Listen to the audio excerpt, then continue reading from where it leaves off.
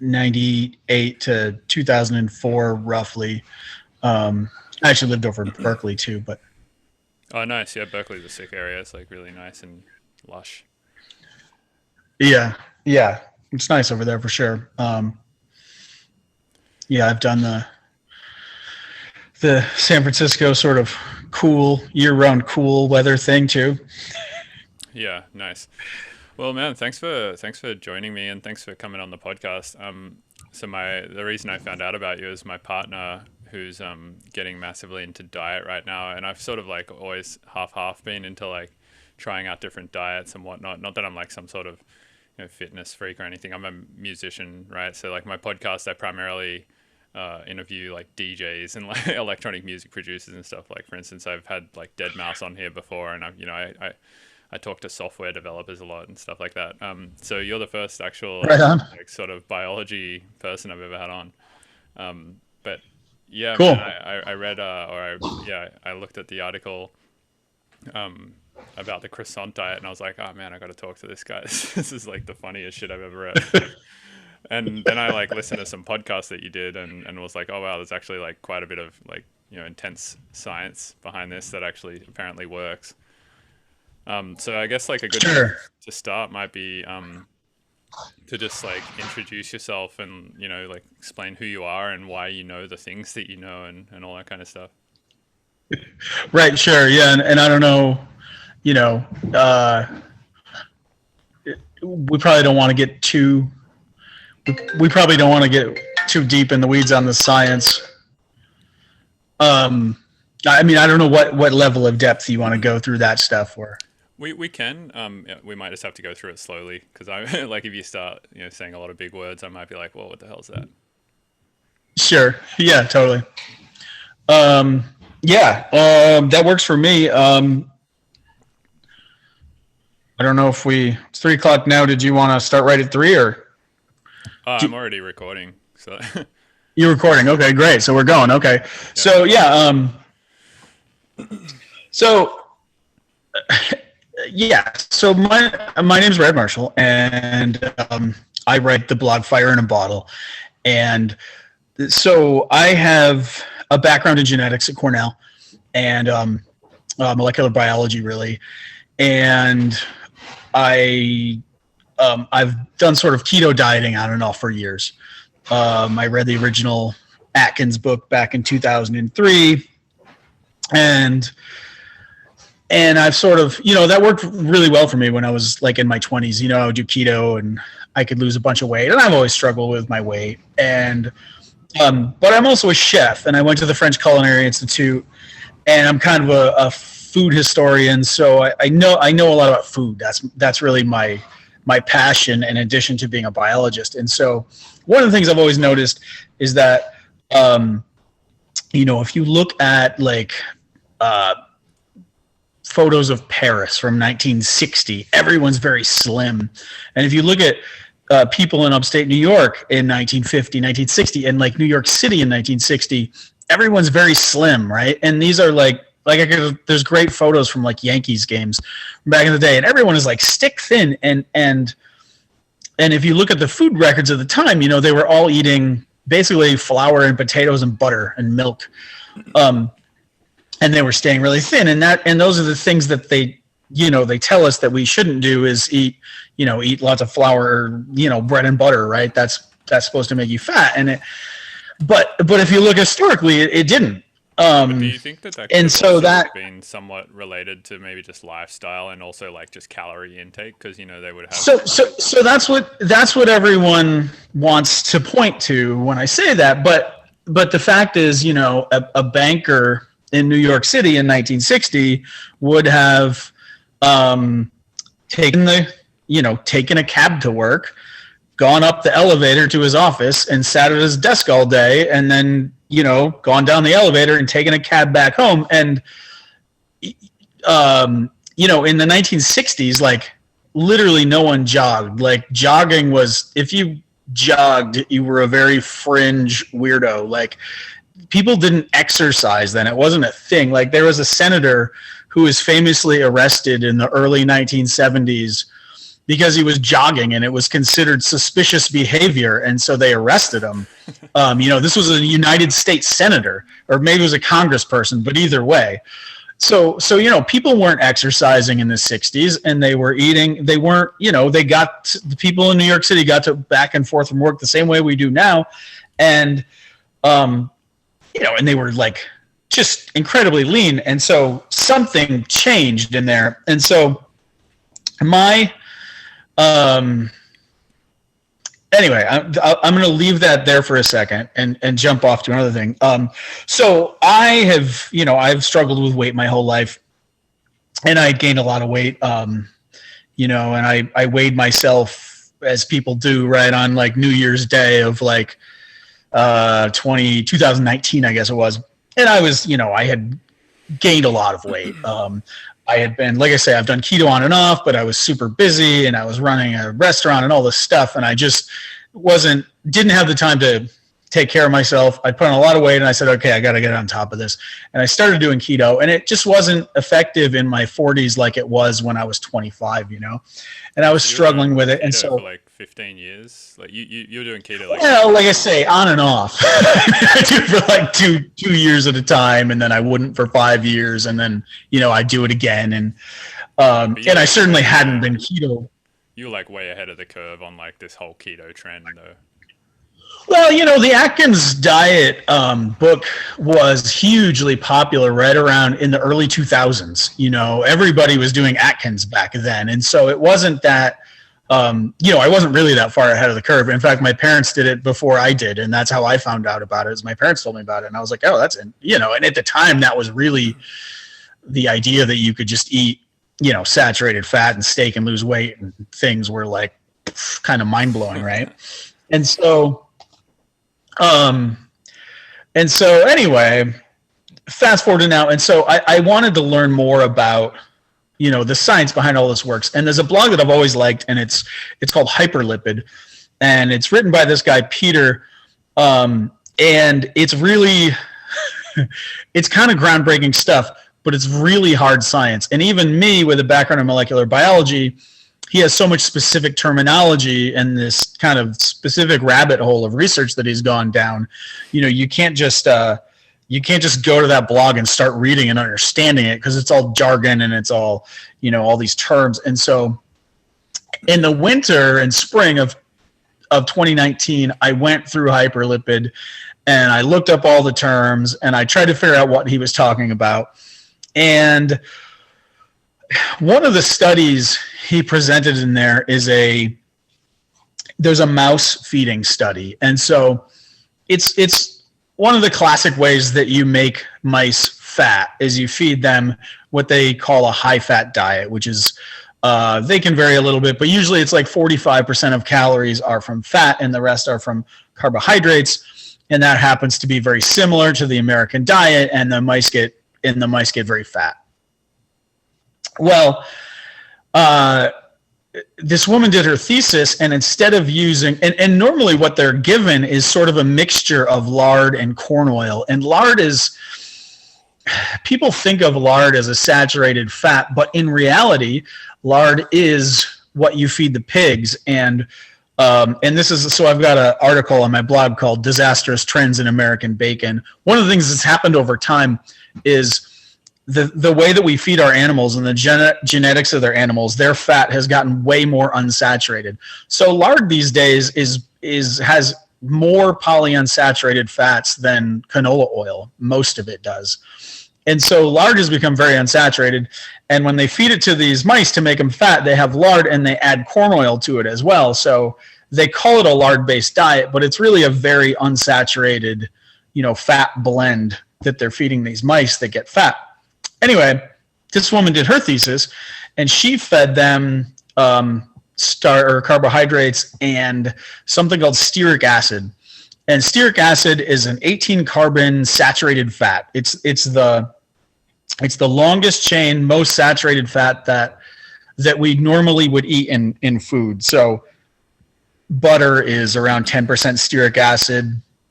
I think beef fat is around 15% stearic acid, and chocolate is like an incredibly fatty oil or something, or an incredibly fatty acid? Yeah, I mean, so when we talk about fats, people say this fat is an unsaturated fat or a saturated fat, but the reality is that every single fat that you've ever eaten has some saturated fat in it. It's got some monounsaturated fat in it, which is the predominant fat in olive oil, and it's got some polyunsaturated fat in it, which is the dominant fat in corn oil and soybean oil. And what's the sort of main, I guess, for sake of what it's going to do to you in your diet, the difference between them?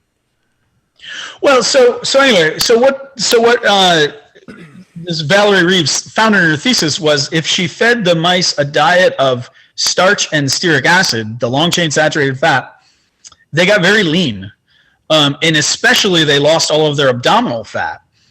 And this was backed up by a few other studies that showed the exact same thing, that if you feed mice really highly saturated fat in addition to flour, it makes them lean. But if you feed them fairly unsaturated fat, it makes them fat.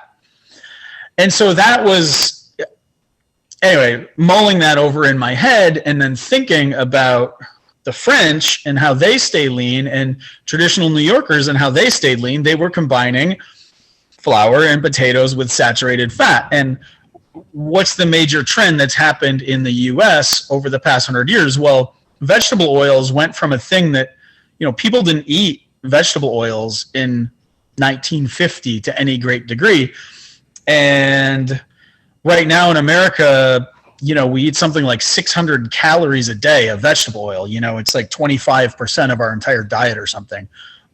It's crazy how rapidly these vegetable oils have increased in consumption. And so that made me think, I had this eureka moment that this could explain the French paradox, if you want to call it that. But it could kind of if it's true that metabolically we do better on saturated fat than these unsaturated fats, then that fixes, it allows me to connect my thoughts about keto to my thoughts about the traditional French diet, right? It kind of pulls it all together. And so I figured I would try it. And so I ordered some pure stearic acid off of Amazon, and stearic acid is a funny thing. It's higher, if you've, beef fat, when it cools in the pan, is hard, right? Because it's a higher percentage of saturated fat than other fats. Interestingly, beef fat has more monounsaturated fat in it than it has saturated fat. People call beef fat saturated fat, but it's really only about 40% saturated. And so beef fat, even at 40% saturated, is already kind of hard at room temperature. Well, stearic acid, which is a pure saturated fat, right? So now we've gone from 40% saturated fat to 100% saturated fat. It's hard like candle wax at room temperature. It's like, melting point is like 170 degrees. So it's a very strange thing to try to cook with. But I started kind of I tried melting it into different fats. I tried melting it into butter. And ultimately, I was able to kind of mix some into the flour, and I was melting more into the butter, and I started making these croissants, which, of course it didn't have to be made into croissants, but I wanted to make the analogy between the French diet and it's funny, right? And so I was struggling to lose weight with keto, and so I started making these croissants that were very high in stearic acid, trying to mimic these mouse studies. And I started eating them, and I lost inches off my waist in days. Certainly within 2 weeks, I had lost about, I think, 3 to 4 inches off my waist. And so, that's when I kind of had this eureka moment that maybe it was onto something. And I lost weight too. And I also found incredible satiation after the meals. It was like I would eat a couple of these croissant sandwiches, and I was good. I just didn't need to eat again for sometimes I write in the article that I literally just forgot to eat dinner a couple times because I was doing something, I was writing, and I was having some wine, and then I'd wake up the next morning and go like, God, what did I have for dinner last night? And I was like, geez, I forgot about dinner, which I'm not a person who has ever in my life forgotten about dinner. So this is like very unusual behavior for me. And so anyways, that kind of started it. And I've been just, continuing to write about these topics at Fire in a Bottle. And there's a lot more research that's come out, and, and I've also been writing a lot about an enzyme called SCD1, which is very interesting because we make this enzyme, and all that it does is it converts saturated fat into unsaturated fat. And it's in our bodies, it's in our fat cells. And it turns out that anything that makes a lot of SCD1, which is to say that anything that is rapidly unsaturating its fat, will store a lot of fat. And conversely, if something can't make this enzyme and can't unsaturate their fat, they tend to get very lean. And when I say something, what I mean is everything from a C. elegans worm, which is this tiny, tiny worm, like microscopic worm. If they can't make this SCD1 gene, if they can't unsaturate their fat, they fail to actually store fat in their tissues. And if you take a human heart cell and you overexpress this enzyme, so if the heart cell is making a lot of this enzyme that unsaturates the fat, well, the heart cell starts to store more and more fat. It just builds up fat. And so this enzyme is actually a master regulator of our metabolism. It turns out, and there's a whole lot of research from mostly between 2006 and 2012 that was done showing how SCD1, this enzyme that unsaturates our fats, plays this crucial role in how we balance our energy storage and our fat storage. And so my supposition is that we've actually gotten this all wrong, and by eating all of these polyunsaturated fats like we've been doing for the last 60 years, that's the thing that's led us off the rails. And that is the thing that is making us, that is driving forward the wave of obesity and diabetes. And if you look at and I write about this in, I have a series called the ROS Theory of Obesity. And I'll skip for a second what that means, but it shows that when you look at obese people and you look at the fat that they store, it's much more unsaturated than the body fat of lean people, meaning that one, they're storing more of the polyunsaturated fats, but also that they're making more of this enzyme, and so they're converting all of their saturated fat into these monounsaturated fats. And so, there's a lot of this. And so one of the things I think that's also happened is people's body temperatures have dropped. And so I just wrote an article, I think it's called "This is Your Body Temperature on Vegetable Oil." But what it's about is there's a tribe of people in the Amazon, I think it's in Bolivia, and it was very well documented that over the last 20 years, their body temperature dropped by about 1 degree Fahrenheit.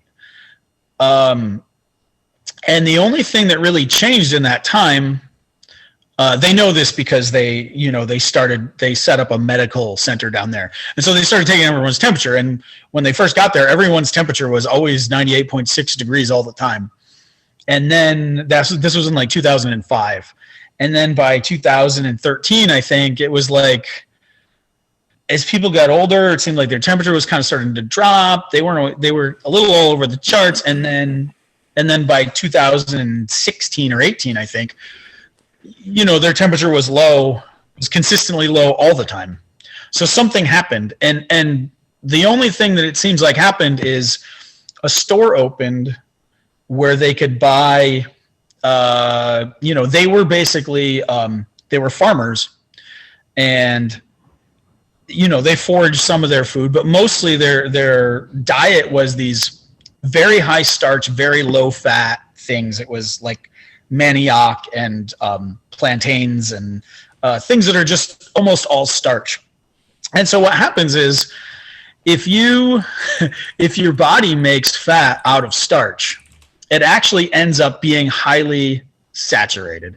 And so, and I show this on my blog, a couple articles, is that cultures living primarily on starch, such as like the traditional Chinese diet or other diets, their body fat is highly, highly saturated.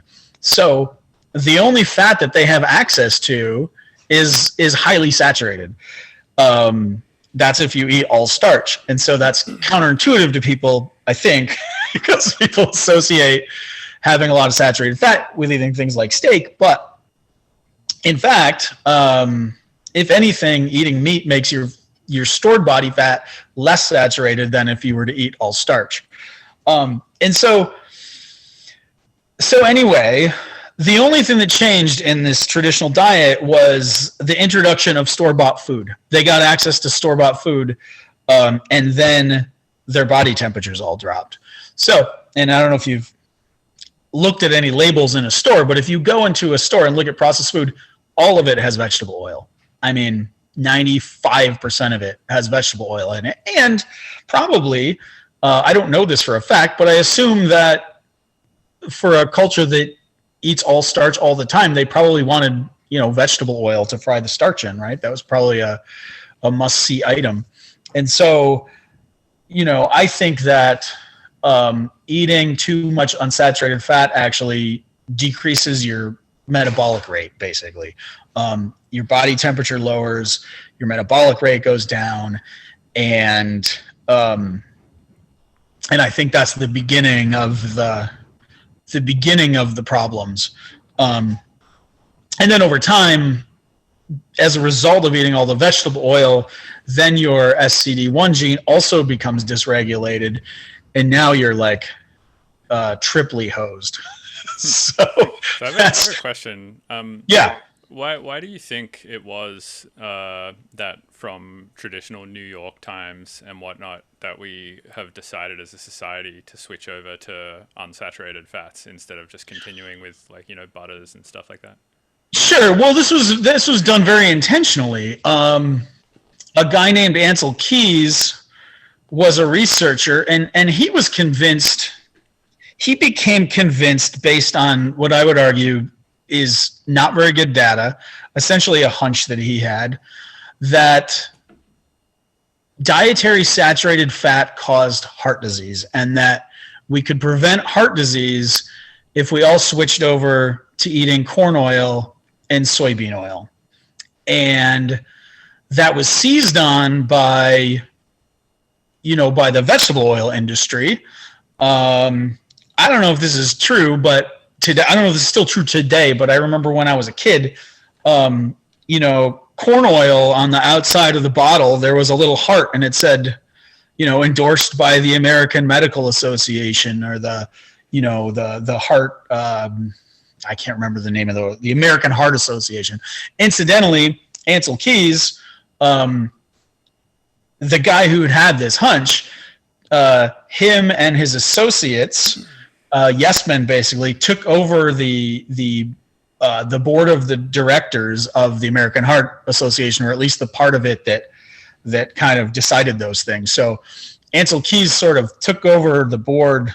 That's how he got this all done, was he took over the board of the American Heart Association, and they were the ones making the recommendations, and they were the ones that the vegetable oil industry, right, was using to sell its product. Was basically this endorsement by the same organization that the guy whose theory it was had taken over sort of the deciding control of it. So it was all this kind of very anyway, and that's essentially why, though, that we think that to this day.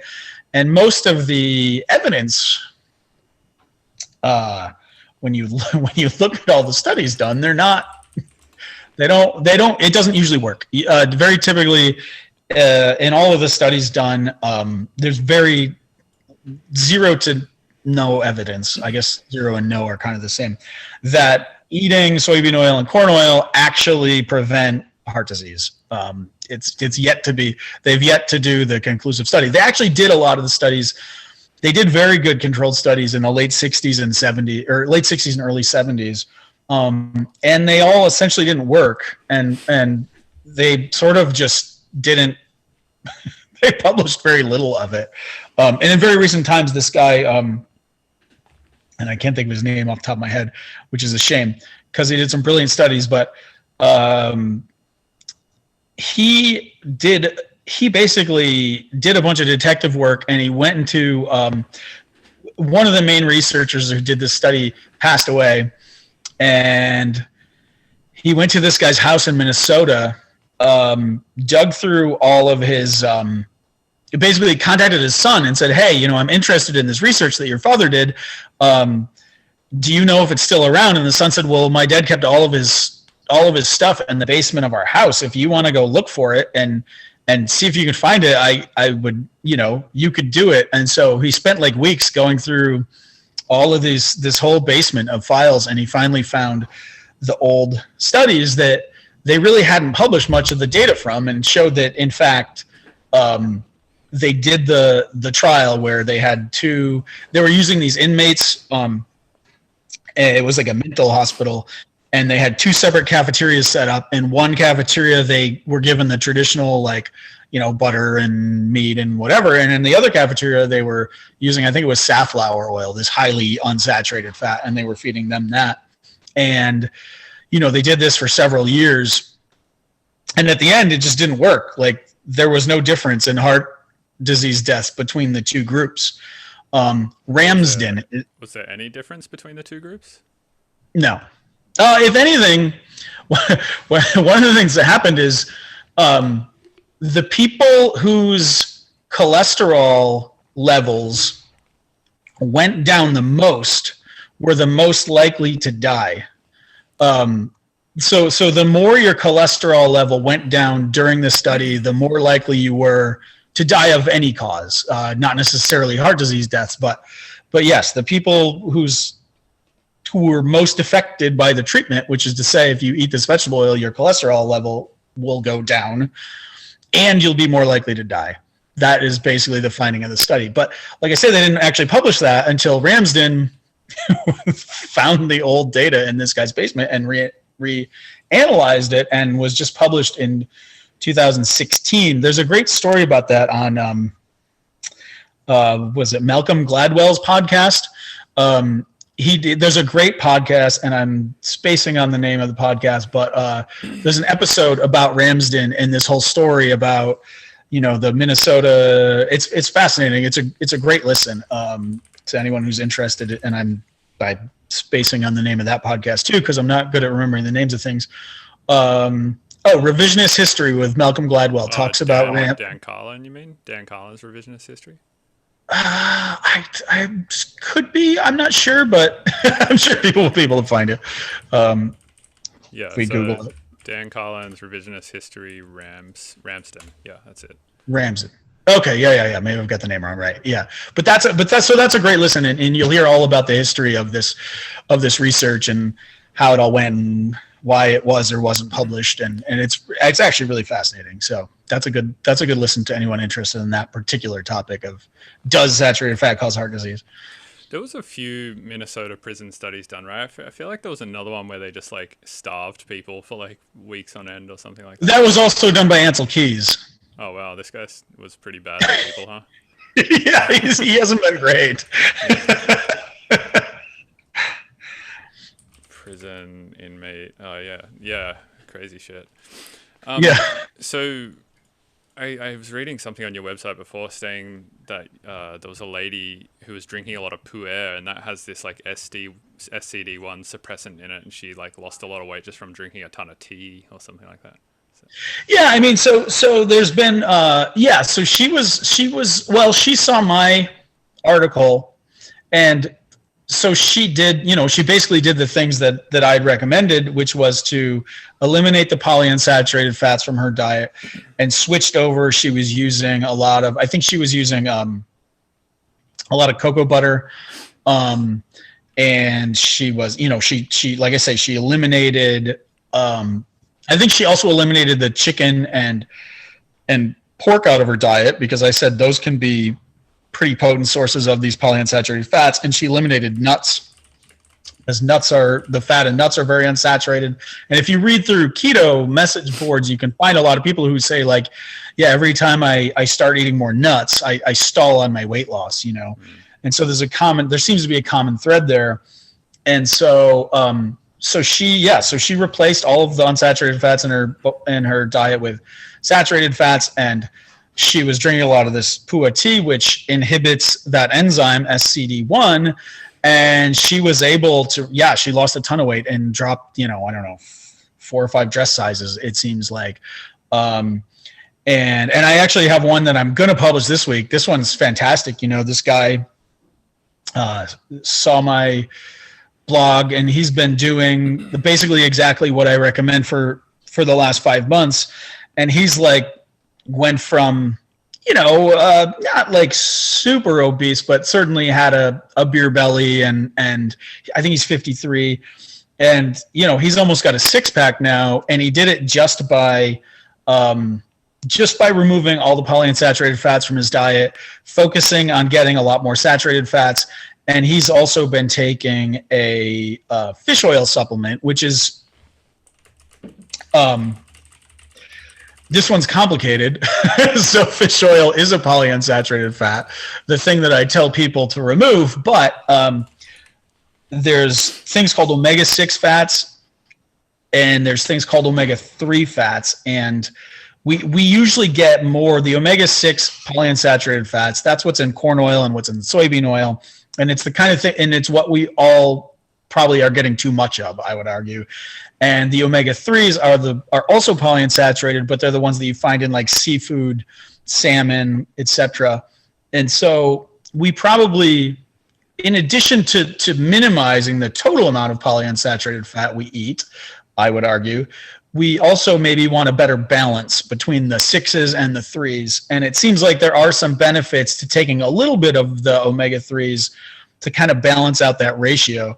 I don't recommend going overboard on them. I think that the other problem with these polyunsaturated fats is they're very prone to oxidizing and becoming rancid. And when they oxidize, they make these things called lipid peroxides, and lipid peroxides can cause all kinds of downstream problems. And so anyways, he is minimizing his polyunsaturated fats, and he's adding back a little bit of the supplementary omega-3s, which also suppress SCD1. So he's inhibiting SCD1.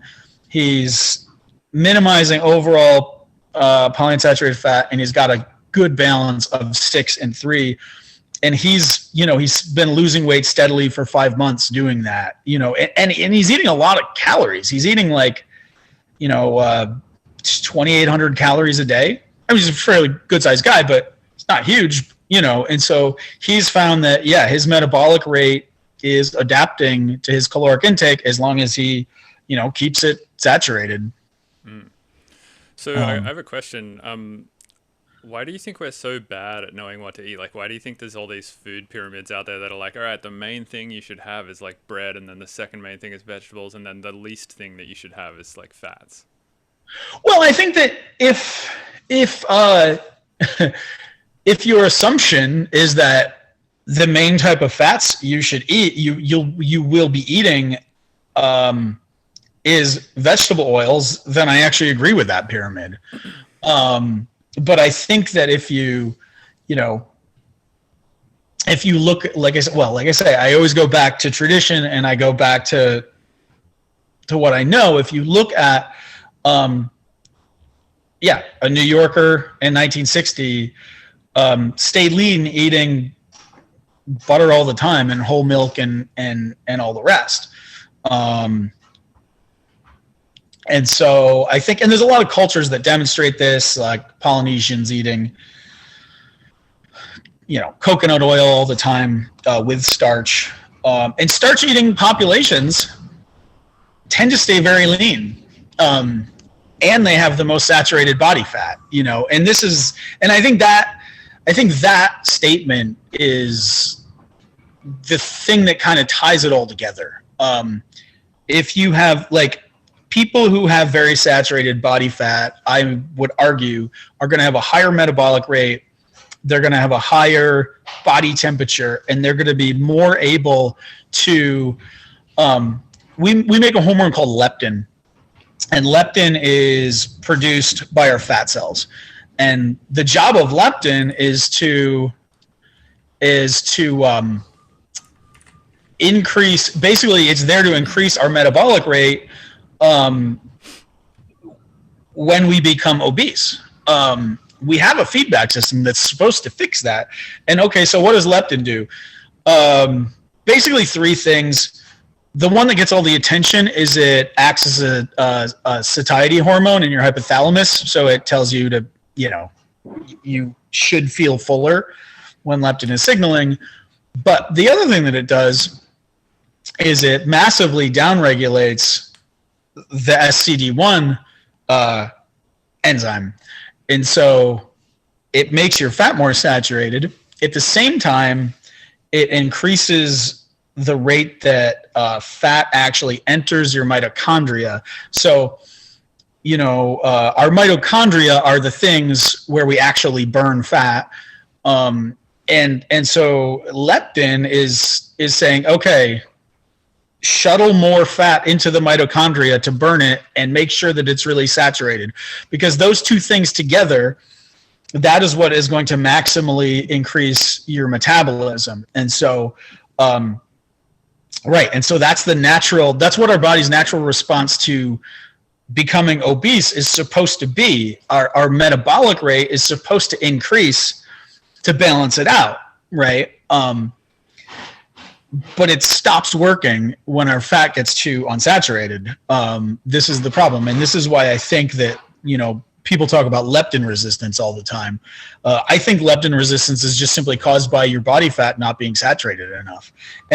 So one of the things that you see is that so there was a quote, there was this study done called the China study, or the China health study. And it was actually done at Cornell. I went to Cornell. And, the quote from the authors when the original study came out in 1993 was that the least active Chinese person consumed 30% more calories than an American of the same size and weighed, or, of roughly the same size, and weighed 20% less. So you see in a starch eating culture, they eat a lot more calories and they stay leaner, so it really is about metabolic rate. I don't think it's about, sloth or gluttony. I think that we've lost the top gear on our metabolism. That's what I think has happened.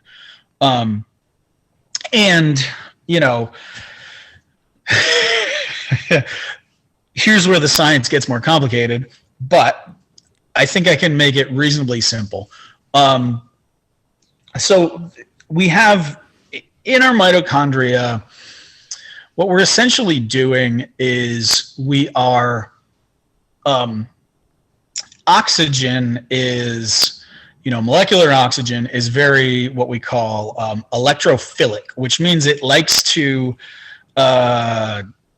take electrons from things. And so when we talk about things being oxidized, which is what's happening in our mitochondria, right? A fire is what it is. What's happening is wood or petroleum is made mostly of carbon and hydrogen.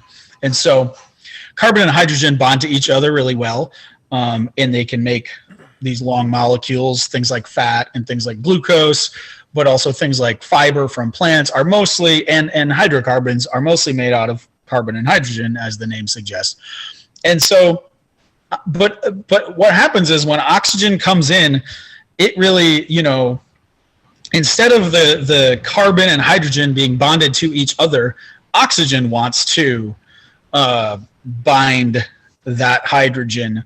Oxygen O2 in the air, what's happening is oxygen is sharing, two oxygen molecules are sharing electrons.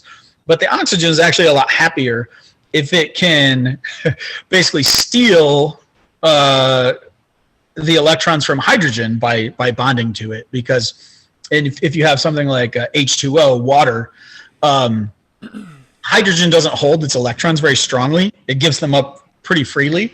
And so when you have water, oxygen is basically controlling the electrons of those two other hydrogens. So oxygen is really happy in water. It's happier in water than it is in O2, what's in the air.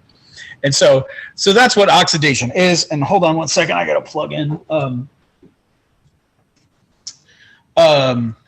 So oxygen basically just likes ripping electrons away from hydrogen and carbon. And that's what causes fire. But the same thing is happening in our mitochondria. And in our mitochondria, there's this it's a probably billion years old, conserved, it's basically a bottleneck. And what happens in the mitochondria is these electrons from the hydrogen and carbon are allowed to flow back to oxygen. So oxygen becomes happy, and that's why we say that we quote oxidize our foods. That's how we get energy. What happens is in the mitochondria, the electron though is passed from a bunch of different molecules, and it kind of makes the electrons kind of make a bunch of different hops, and in the meantime, the mitochondria is pumping. They call it pumping protons. What that means is it's like a little battery. It's pumping positive charges across this membrane so that the outside of the mitochondria has a positive voltage and the inside has a negative voltage. And so then those protons are allowed to flow back down through, and that spins this crazy protein.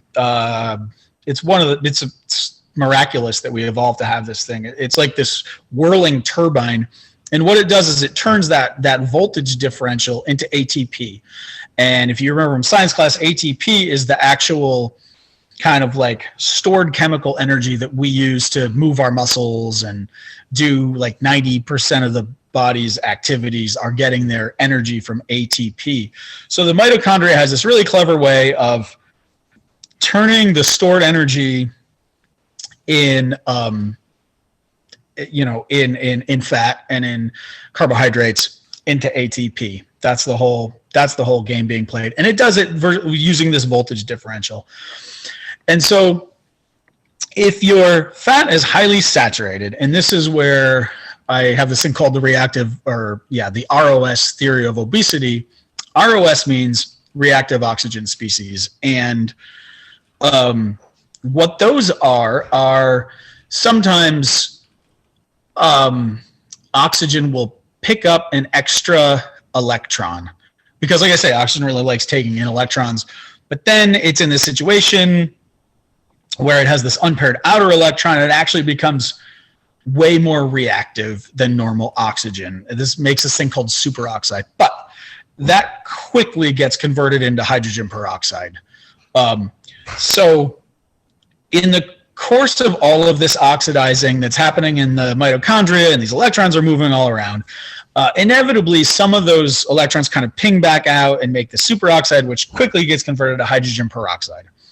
And that hydrogen peroxide is actually a very deeply conserved signaling molecule, because where did the mitochondria come from? Well, at some point, actually, if you go back long enough, cells didn't have interior membranes. And the mitochondria has this double membrane. And if you think about like an amoeba, if you remember from science class and how they eat, they will kind of like engulf another cell and just like take it into them, and then they'll like eat it, it's like basically. Kind of. Yeah, and so we think that the way that the mitochondria became a thing was that one cell engulfed another one, except instead of eating it, that other cell just hung out in there and like evolved to live there, and that's where mitochondria came from. And so, of course, that original organism that became the mitochondria would have been doing exactly the things we talk about. It would have been oxidizing its food. It would have had this electron transport chain. It would have been doing all the things. It would have been making superoxide and hydrogen peroxide. And what would it have done with those waste products? Well, it would have just pumped them outside into the environment, right? Just get rid of it. It's a waste product. You don't want it. But so when the big cell engulfed the little cell would have been doing the same thing. It would have been exporting all of this hydrogen peroxide. and so that, that's a problem for the bigger cell, right? Because the hydrogen peroxide is fairly reactive. It's going to cause all these problems. And so the host cell had to evolve to deal with the fact that, it had engulfed this creature that was exporting this waste product, right? And so that's why hydrogen peroxide is such an important signaling molecule for the cell. Because the cell needs to know, the only way that the cell knows what fuel is being oxidized is by how much hydrogen peroxide the mitochondria is giving off. And it turns out that the thing that gives off the most reactive oxygen species when it's being oxidized is saturated fat. And so if we start from the assumption that most of the time our body fat is fairly saturated, and this is absolutely true in, like I say, a starch-eating culture, then whether or not the mitochondria is producing a lot of these reactive oxygen species is a switch that tells the nucleus, okay, what are we doing right now? Are we oxidizing glucose or are we oxidizing fat, right? So that's a really fundamental underlying, switch. And this is, like I said, this is evolutionally conserved. It's been this way for at least 1 billion years. And so the only way and so what happens is the nucleus of the cell behaves there's a thing called the Randall cycle. So any given mitochondria can either oxidize glucose or fat, but it doesn't do both at the same time. It switches back and forth. And the way that the mitochondria, or the way that the nucleus knows what the mitochondrial is doing, is by how much hydrogen peroxide is being produced.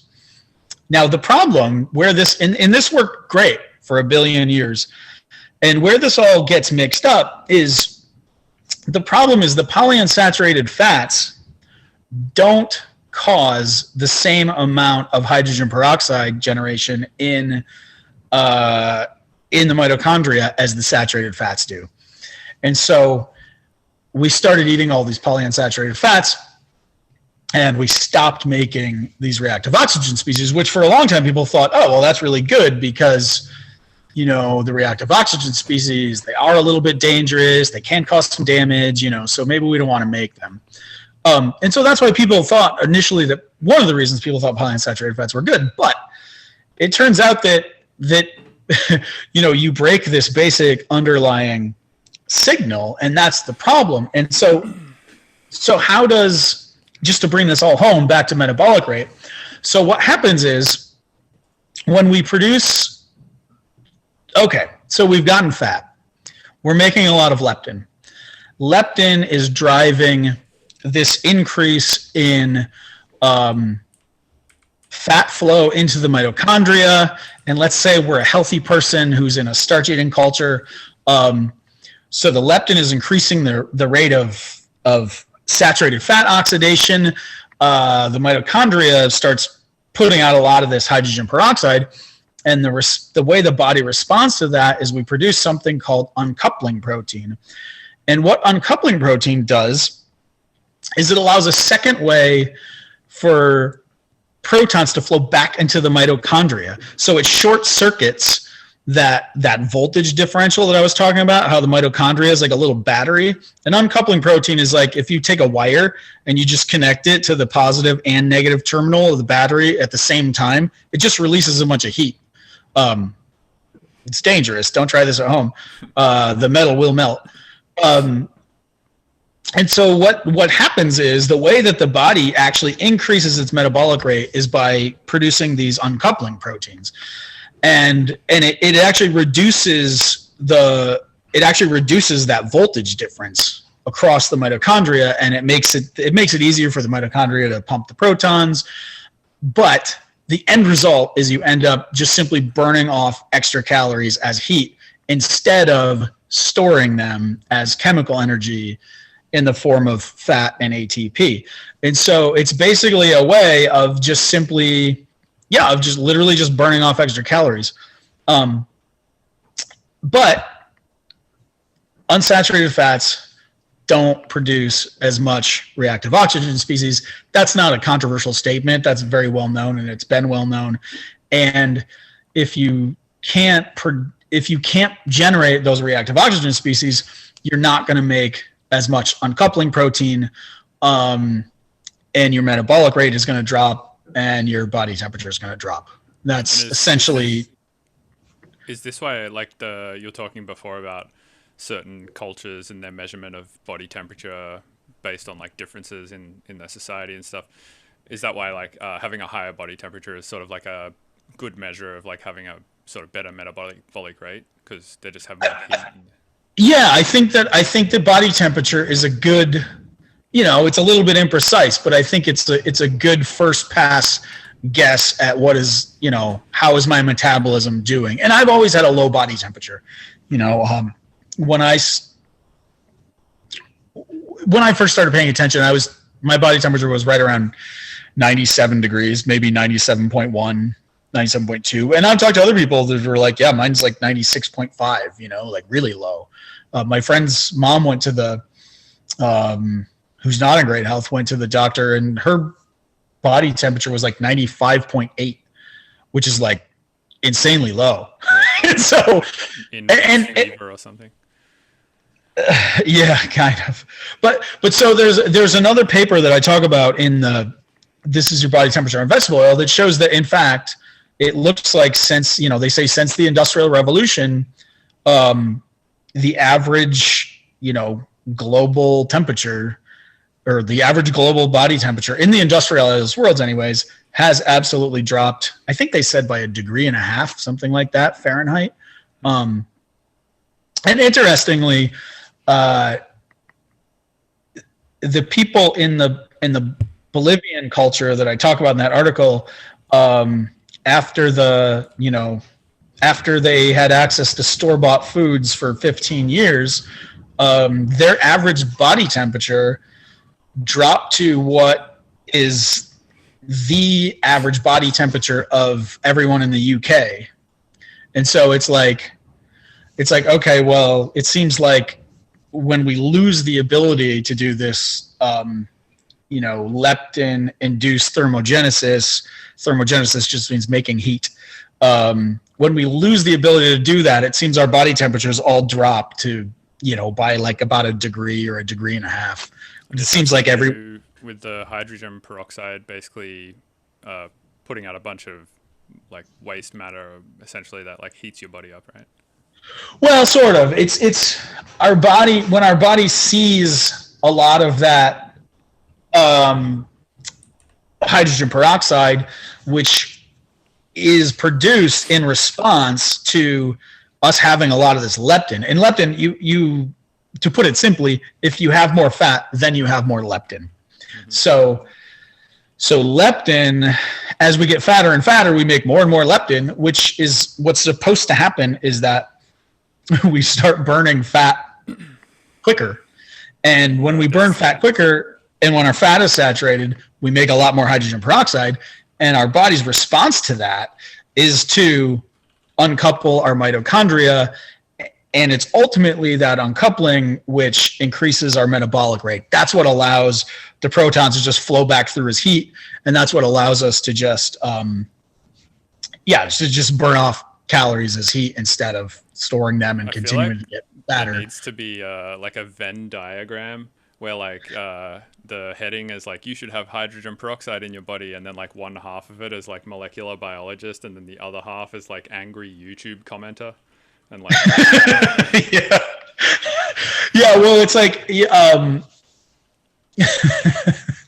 Yeah, it's a lot. I know that it's a lot of things to kind of get into place, but essentially, I mean, look, if we could say it in the nutshell version, is simply that vegetable oil decreases your metabolism by,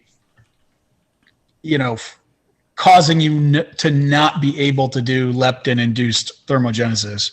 That's the very simple version. And the mechanism by which it does it is hydrogen peroxide in the mitochondria, but you don't need to understand the mechanism, to understand the terminology. So I have like one sort of main question, and that is like, are you still sort of just eating croissants every day? Or did you stop eating them, or like? No. So I've gone back and forth a bunch of times because I don't want to. It's actually sort of interesting to run these experiments on myself while I still have some extra weight. So I've sort of purposefully been like, I'll do this kind of intense diet for like however long, 6 weeks or 2 months or 3 months, and see what happens. And then I'll go back to just kind of like, I don't like start eating vegetable oil, but I'll go back and just sort of casually eat, around the clock without doing any stearic acid supplementation. And I know that when I do that,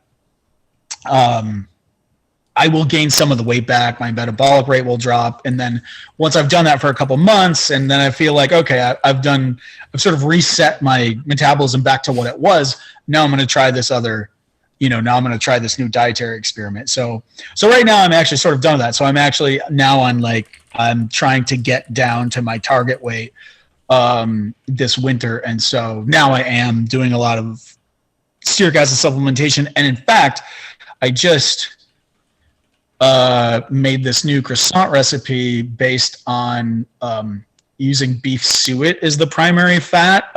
Beef suet is beef kidney fat, and there's a lot of traditional.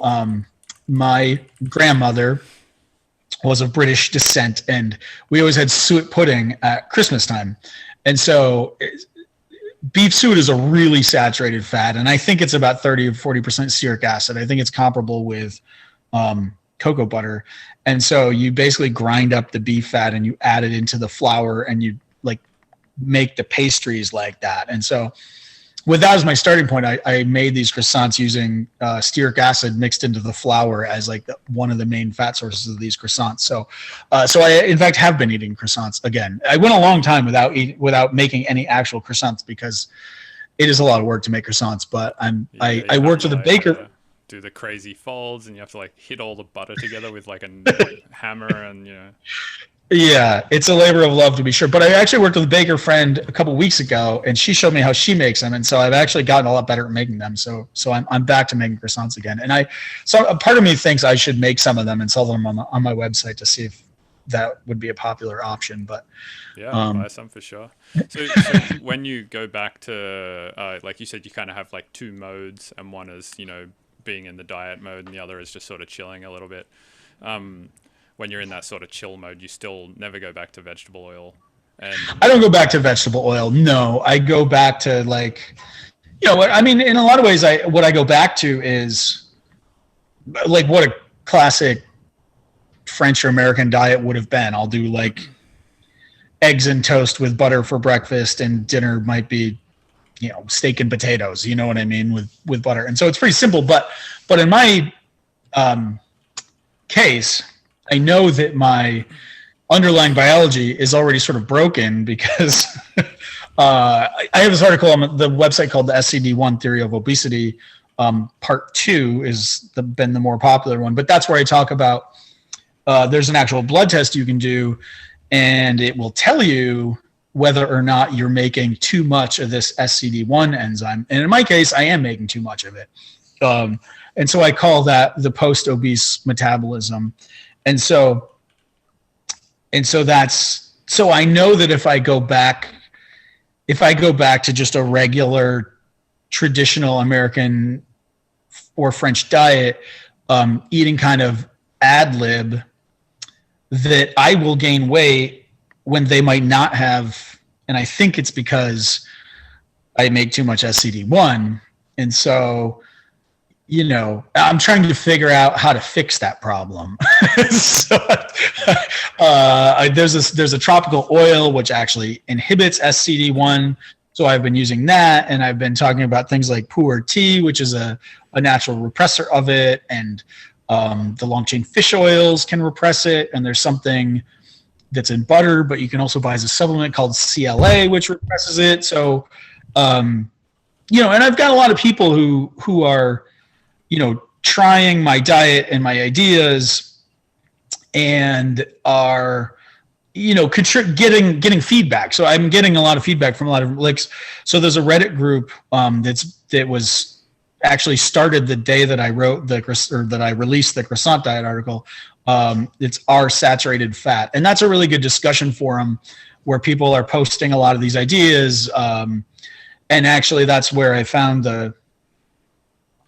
the woman who told me about the pu'er tea.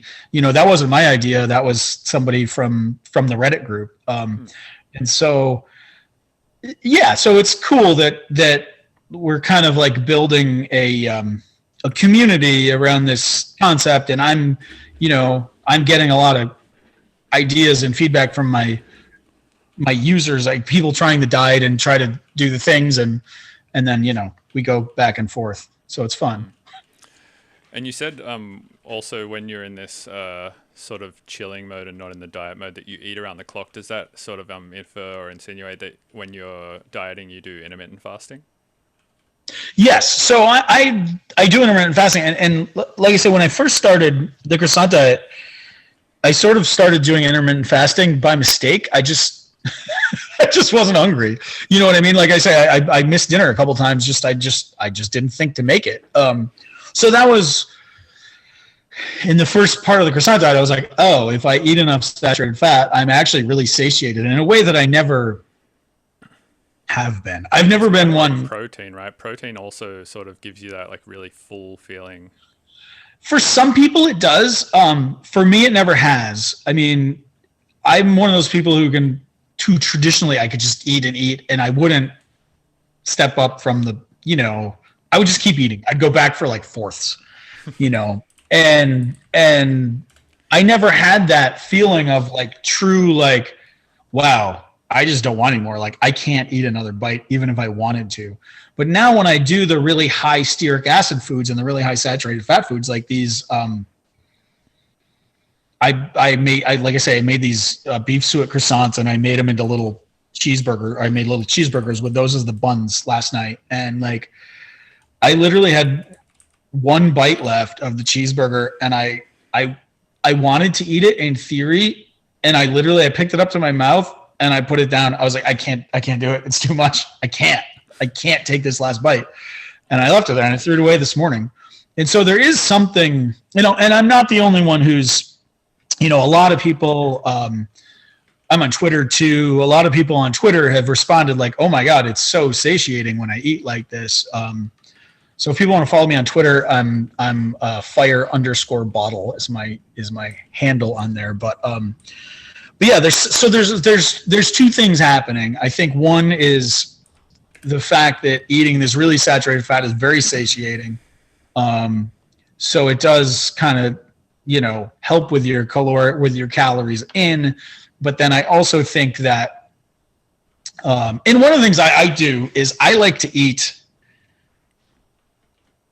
In addition to the intermittent fasting, I'm doing what I call stearic acid macro dosing, where like when I eat, I try to eat a really big meal because I think that I basically try to eat a feast meal and then go a long time between meals. So you kind of try like sort of almost one meal a day type, so it's kind of like a 24-hour one or 23-in-1 fasting type situation. Yeah, and sometimes I do, and honestly, sometimes I go a second day. Sometimes I'll just fast a day between these big feasts. And when I eat the feast meals, I try to get like 3,500 calories in. Wow. And then I might. Sometimes I switch it back and forth where I'm eating either one meal a day or like one meal every other day. But then if I do that, it's usually a really big meal. Yeah, that's crazy. So, and I also do my other, this is my other breakthrough was, so I'm a wine drinker, and I've noticed that when I drink wine, it really blunts my hunger. So I do a thing that I call wine fasting, which is where if I'm fasting for a day, I'll drink a bottle of wine, and that will kill my hunger. So it's no solid food, but it is calories from wine. Yeah, right. Yeah, it's crazy that like almost everything is just brain chemicals, right? Like if you can just like pump up your ghrelin and like really turn your pump up your leptin, turn down your ghrelin, and then I guess like while you're at it, just crank your serotonin or something, then like you'll just be like stoked all the time and never hungry. Or Yeah, kind of. Yeah, and so and then I've just done this thing where I've been taking this. Like I say, that oil which inhibits SCD1, and that seems to really increase my, like I'm not hungry, and I think that might just be. So it is true that one of the things that stimulates satiety or satiety is the production of reactive oxygen species in the hypothalamus itself. So the hypothalamus is like, that's what really your hypothalamus plays a huge role in your hunger levels. Mm-hmm. And it's sensing a lot of different things. It's like sensing your blood sugar levels. It's sensing whether or not you have free fatty acids in your blood, which is like when your fat cells want to feed the body, they do this thing called lipolysis. And basically what they're doing is they're just like releasing fat into the bloodstream. And so when you have a meal and your insulin level goes up, your fat cells stop releasing these free fatty acids, but your blood sugar goes up to kind of counteract it. And one of the articles on my blog is about a study they did in Spain, and they gave people either like starch with butter or starch with olive oil or starch with vegetable oil. And in the group that got the butter, the level of, so when you eat the meal, your free fatty acids drop because insulin tells your fat cells, okay, we have incoming fuel. We don't need the fat right now. And so your fat cells kind of stop feeding your body after a meal because, that's what you want, right? It's like, okay, well, we're eating all this food. Now we should be storing fat, and then we should burn it between meals, right? And so that's normal. But what happens is in the butter eating group, the free fatty acids within like 4 hours after the meal actually rebound and are higher than before the people ate.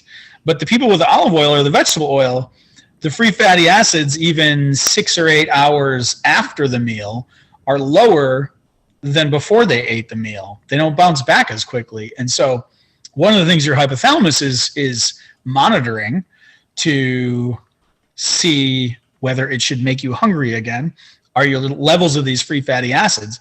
So with the saturated fat, the free fatty acids bounce back quickly. Your fat cells are feeding your body. Your hypothalamus sees that as we've got plenty of fuel. We don't need to eat again. If you eat starch and vegetable oil, the free fatty acids don't rebound quickly. So 4 hours after the meal, your blood sugar is back down to baseline, or some people who get hypoglycemic, it's even lower than before you ate the meal, and your free fatty acids are lower. And so your hypothalamus is seeing this as like, oh man, we got to eat. And so I think that's one of the mechanisms by which saturated versus unsaturated fats affect your kind of long-term satiation and your ability to go a long time between meals is that, your body fat cells just don't respond as quickly when vegetable oil is the fat in the meal. Anyway, that was a complicated, but I got me thinking about that because we were talking about the hypothalamus. So the hypothalamus is absolutely monitoring blood glucose levels, free fatty acid levels, but it's also monitoring production of reactive oxygen species, and that plays a huge role in triggering satiation after a meal. And so it's complicated, but clearly Right. The ROS is playing a big role in it all. And it's also monitoring things like cannabinoids, like you get the munchies after you smoke pot, Right. things It's like like, that. oh So shit, there's a bunch of cannabinoids. We better eat chips. yeah, right. So it's integrating all these different signals, and it's no one really understands entirely how it works, but we know little bits of it. Right. Yeah. It seems like the bottom line for losing weight is just like if you burn more calories than you put in, then you'll lose weight. Like basically, if you're at a caloric deficit, right? So if you can just like control how hungry you feel, i.e., how many calories you're putting in, and then you're still just burning X amount every day just via your baseline activities, then you should be losing weight, right? Yeah, and I think that's where a lot of my the things that I talk about and I'm studying, like a lot of people are thinking about calories in. I spend a lot more time thinking about calories out. You know what I mean? Metabolic rate, body temperature, how we can burn fuel quicker. One of the studies that I talk about in the ROS theory of obesity, everybody loves this one. So they gave people they had people go on a low-fat vegan diet for 2 days, and then they gave them it's like a banana smoothie, and the banana smoothie has like 25-ish grams of stearic acid in it.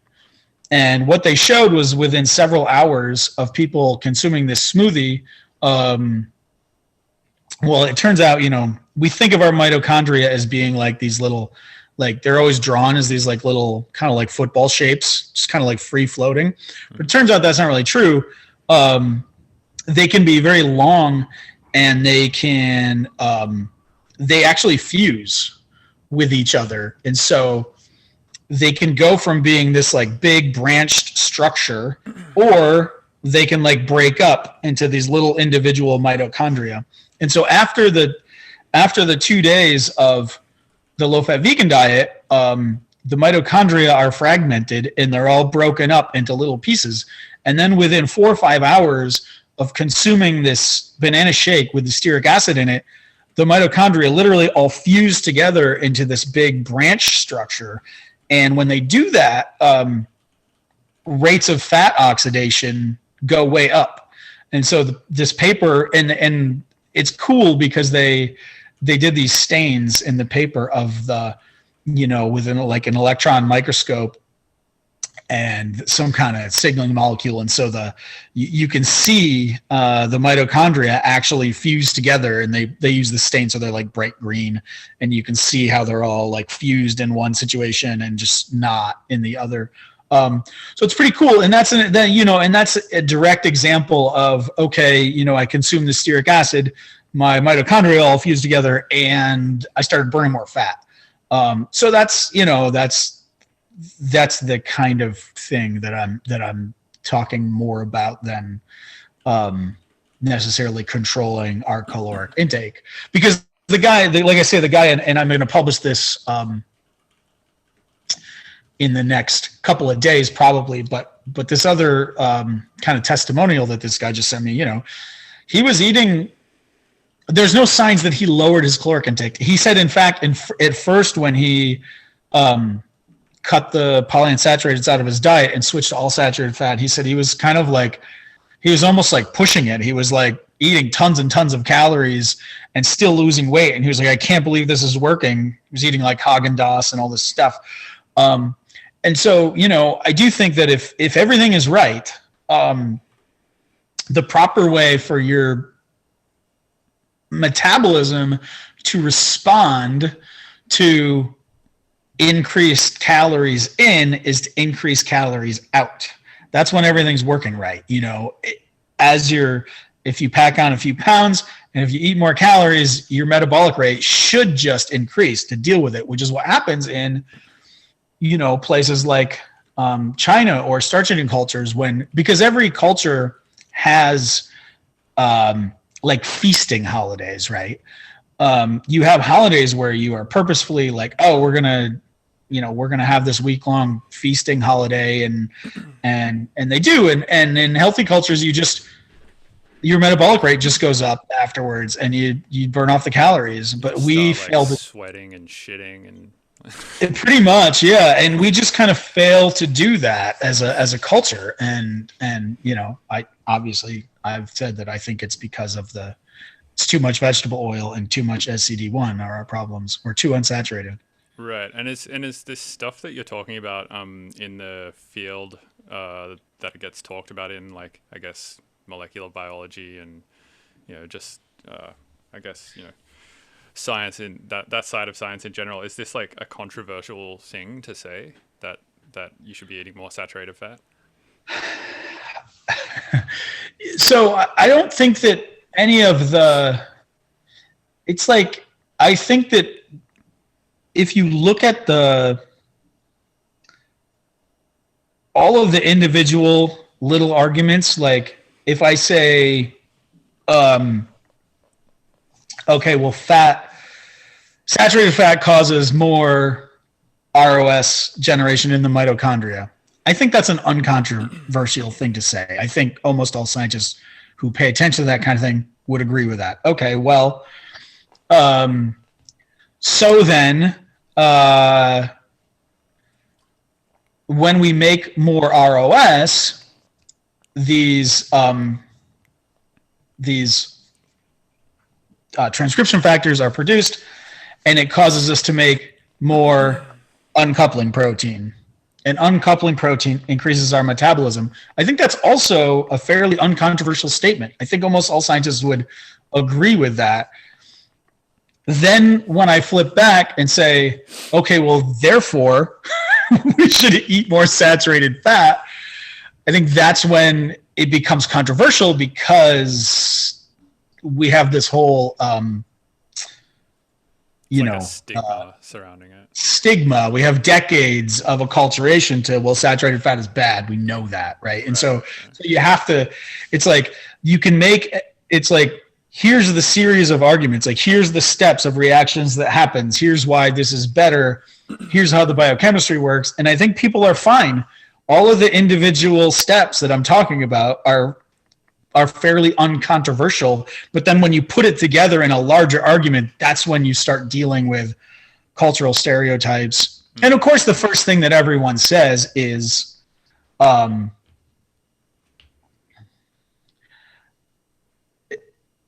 other thing that I actually, again, this is complicated, and I think that the calories in, calories out argument, the argument about, well, maybe we're fat because we're couch potatoes, and maybe we're fat because we overeat. I think those two ideas, it's not to say that they're without merit, but it's almost like people don't want to consider other arguments. Right. So when I say engine is just like not burning hot enough or something like that. Right, exactly. I'm making this very mechanistic argument. I'm like, look, our metabolism is broken. We've lost our top gear, and here's why. A lot of people respond by just saying, well, I think we're lazy and we overeat. But I think that's the case. The thing is like, that is also true, right? Well, maybe, but you have to think about, like, okay, well, maybe, maybe one of the reasons why, we're lazy is that our metabolisms are not functioning effectively, and we're not, we're basically not efficient, and we're not making ATP, and so we feel, we don't have the energy. Like, I've noticed when I switch to this diet, like, I like to pace and think, but like when I go to this really high saturated fat diet, and especially if I'm using the SCD1 inhibitor, and like, I just have this like energy, like it almost makes me unproductive because I can't sit down in the morning. Like, I get up and I just have this like, pacing energy. Like, I can't stop. I have to go do something. And that is definitely not the case when I'm just eating. I always do it to some extent, but when I eat on this high saturated fat diet, I feel this big surge in energy. And then I'm like, well, now I'm not lazy. I'm going to doing things. You know what I mean? So I think it all plays together. It's like, yeah, if your metabolic rate is low, yeah, you're probably going to be low energy. And yeah, why are we overeating? Well, it's because we're not generating ROS in our hypothalamus because our fat isn't saturated enough. So it's like, it's kind of a chicken and egg thing. Like, right. It's like all integrated. You can't, it's not so black and white. You can't just take one thing and look at it in a vacuum or whatever. Right, exactly. And so like and here's a good example just to simplify that. Like, okay, so I can go to a restaurant. If I'm hungry, I could go to a restaurant and I could eat platters and platters and platters of French fries fried in vegetable oil. No problem. Eat them all day. If I make French fries at home fried in beet suet, which is what I fry them in, which is very saturated, I can't get through one platter of them. Like, I'm done, hard stop. And so, yes, we're overeating, but it's part of the reason is that we're not eating foods designed to cause satiety. Right. Yeah, that makes sense. Another question I have is, do you think when some people switch over diets, the reason they see such a benefit from them is due to the fact that they're just eliminating a bunch of bullshit? Like, for instance, you hear a lot of people with like the carnivore diet, right? They're like, oh man, I just switched to meat and like it's so good. Like it eliminated, all this bloating and like I lost a bunch of weight and, I have more energy and all of this kind of shit. And it's like, well, yeah, not only did you just start eating meat, but you also stopped eating like dairy, you stopped eating like honey and shit. Like you stopped eating like everything else. And there's a good possibility that maybe you had an allergy to one of them or something like that. Yeah, well, I think that's true. And I think I think that's actually the idea behind the carnivore diet. In a lot of ways is it's an extreme elimination diet. Right. I'm actually friends with Amber O'Hearn, who's a supporter of the carnivore diet. And her kind of classic line is, I came to the carnivore diet for weight loss, but I stayed for the mental clarity, because she's someone who has struggled her whole life with depression. And for some reason, when she switched to the carnivore diet, her depression went away.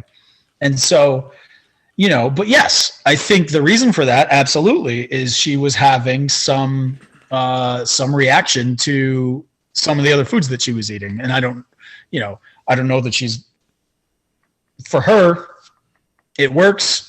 She's sticking with it. You know what I mean? If it was me, I would be like, well, let's figure out the specific things that are bothering me.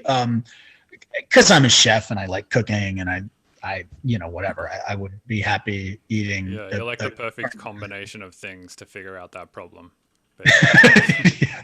Well, I think so. And I think that's sort of why I guess that's why I've gotten here is I'm like not, even though keto has worked for me, I like food too much, and I'm just not that dogmatic. And I like having fun and eating new foods and trying things and cooking things and kind of a mad scientist. So I guess that's why I haven't stuck as rigidly with like the keto diet and I'm also kind of like,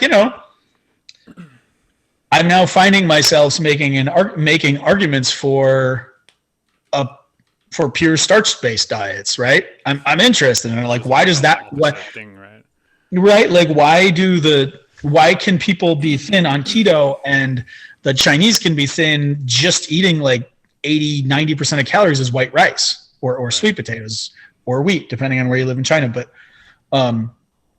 there's got to be some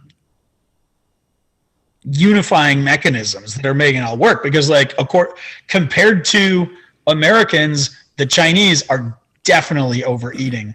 And again, I'm going to reiterate the statement from the Cornell study, which is the least active Chinese, i.e. probably, retirees, et cetera, that aren't doing hard work, whatever, homebodies. The least active Chinese ate 30% more calories than Americans and weighed 20% less, So that's like, by American standards, the traditional Chinese overeat. And so, how can you then come back to Americans and say, well, you're fat because you're overeating? It's like, well, but the starch eating people actually eat more than we do. Yeah, just for the I guess like sake of making this sort of an all-inclusive one-stop shop for people who are listening, can you explain how keto works? Just because sure. So right, yeah. So the keto diet is kind of the opposite of the Chinese diet. What you do is you simply restrict all carbohydrates. So you're not eating starch, you're not eating sugar, and so what happens in a ketogenic diet, and the reason I think that it works is that when we make insulin, so insulin is the hormone that's released when we eat, mostly when we eat carbohydrates. It's also released when we eat protein, but to a lesser degree. And so what insulin does, insulin is the trigger that, like, okay, we've eaten, we need to store some of this energy, right? Because if we didn't store any energy, we would die. And so the insulin tells the fat cells to stop releasing fat to the rest of the body and just start storing fat as energy, right? That's its job. And in a well-balanced metabolism, that works great. You eat, you store some fat, and then you release the fat over the course of the day. And when you're not eating, you're burning the fat back off, and it works pretty well. And so I think a lot of people, once your metabolism gets kind of dysregulated, people start making too much insulin, or they make more insulin than they did before. And like in type 2 diabetics, your insulin goes very high. And so if that's the situation you're in, when you go to a ketogenic diet, suddenly you're producing a lot less insulin because you're not eating the carbohydrates. And so you basically are just going to, over the course of the day, you're going to produce way less insulin, and you're never going to get back into that mode where you're storing fat instead of burning it, right? And that sounds great. And the ketogenic diet has been really effective for a lot of people. It's helped a lot of people lose a lot of weight, help them get better blood glucose levels, help reverse a lot of the effects of like type 2 diabetes. But just because keto helps once your metabolism is screwed up, doesn't mean that carbohydrates are the thing that broke your metabolism in the first place. Right? And so, because if carbohydrates broke your metabolism in the first place, then, the Chinese still eating a very traditional diet would be in really bad shape. But when you look at the China health study, that doesn't seem to be the case. And so, and so I think we need to start thinking about theories that can explain all of the different cases, right? Because to my knowledge, I haven't seen anyone who has, here's the question. Here's the big question. Why are starch eating Chinese people eat tons of calories and remain lean? Why does keto help people who are overweight lose weight? Why were people living in New York City, bankers with desk jobs in New York City, eating starch and butter, thin? And then why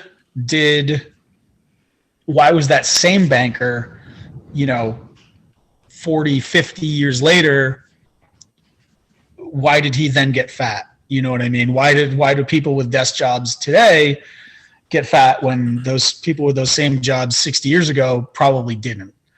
So you have to explain all of those scenarios. And I think that's, the keto diet can't do that. The people preaching, like, I don't know, I'm going back a bit here, but trying to think what the guy's name was. There was a really popular diet book in the 90s where he was preaching like almost basically like a zero fat, like basically like a Chinese style diet, like less than 10% of your calories is fat. And he was doing it for heart health, and I'm bummed I can't think of his name.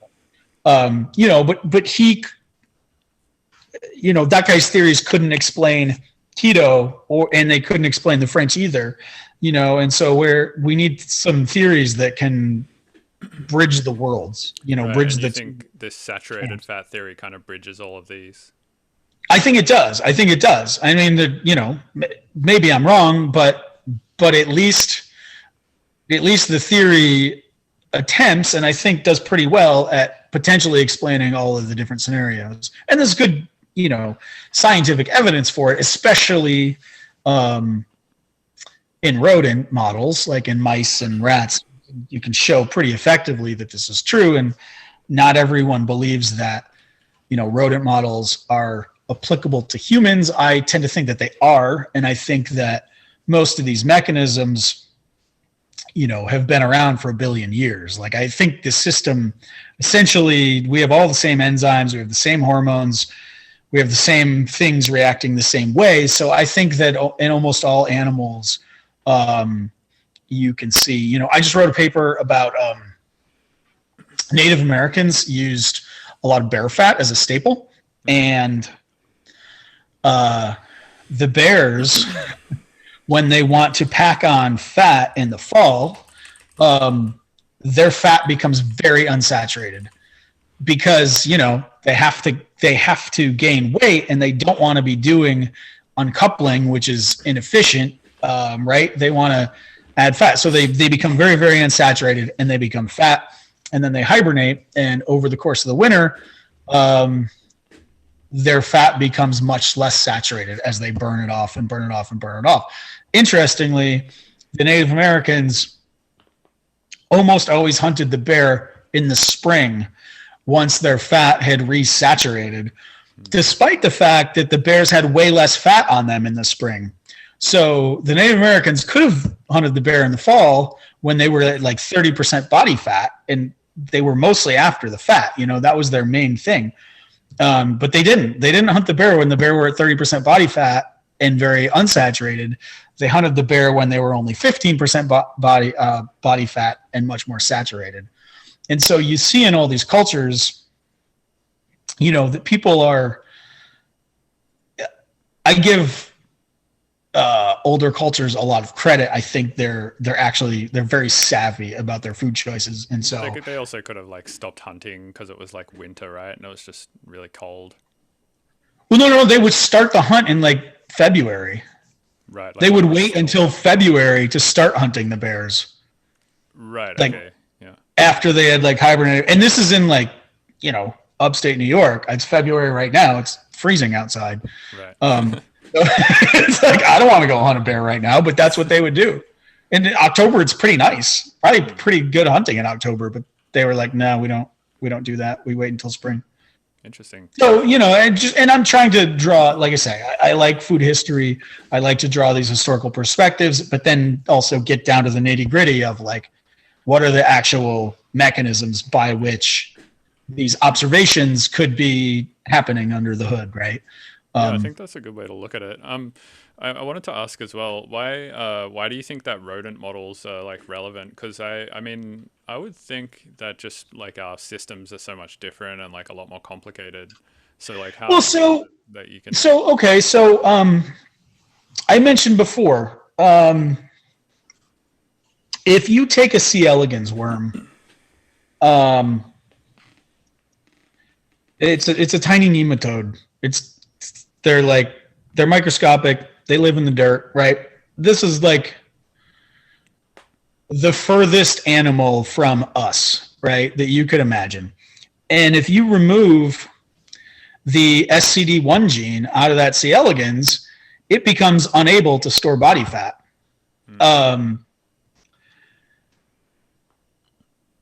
If you take a human heart cell and do the same thing is true. Right. So a human SCD1 mechanic is just like universally doing the same thing over animals, basically. Absolutely. It has the exact same effect in like human tissue culture cells as it does in this C. elegans worm, as it does in the mouse. But it's not just the SCD1. Like, things like insulin work the same in C. elegans as it does in mice, as it does in humans. Uncoupling proteins, the C. elegans has them, the mouse has them, we have them, and they all work in the same pathways. I think that all of these systems, these are very complex systems, right? You've got the mitochondria doing its thing over here, and it's interacting with the nucleus, and they're going back and forth. And then, it's not like and when I talk about like the hydrogen peroxide, right? It's not that hydrogen peroxide directly leads to mitochondrial uncoupling and a higher metabolic rate.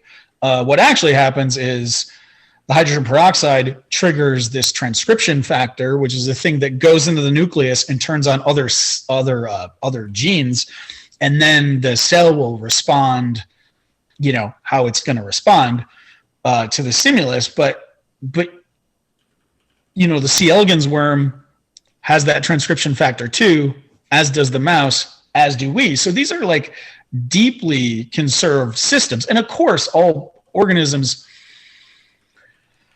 have evolved to be a little bit different. And like a good example of that, again, is hibernating organisms. So it's not as well studied in the bear, but I've been reading about this hamster that hibernates. And in the winter, when it wants to be really good at storing calories, it's kind of weird. It hibernates by storing a catch of food, and it actually gets lean before winter, but then it'll hibernate for like, I don't know, a week or 2 weeks, or I don't know how long. And then it'll wake up and it'll feast and it'll store a bunch of fat, and then it'll go back to sleep. And so it spends like 90% of the winter hibernating and 10% of the winter feasting. And what does it do before it wants to hibernate? Oh, it massively increases the amount of SCD1 that it's making, because that way, when it wakes up, it's going to be really good at storing all of those calories that it's, while it's feasting, it's going to be really good at storing fat calories so that it can then go back to sleep for a week. Right. It's almost like just everything that has evolved on Earth has evolved to sort of like take nutrients out of the shit that exists here and like deal with the, natural stuff like the cold and all that kind of stuff. Right. Exactly. But when you look at it, we really all have the same mechanisms. You know what I mean? It's uncoupling protein, and it's SCD1, and it's the NRF2 transcription factor, and insulin, and the signaling networks are all pretty much the same. And so that's why I think that the rodent models are absolutely applicable. It's of course not 100% perfectly applicable, and there's of course huge differences between individual humans, just as there are huge difference between humans and mice in general. But that doesn't mean that if we make some fundamental discovery in mice, that same mechanism isn't also acting in humans. I'm not saying, obviously we're not mice, and you can't do the same thing to humans that you can do to mice anyway.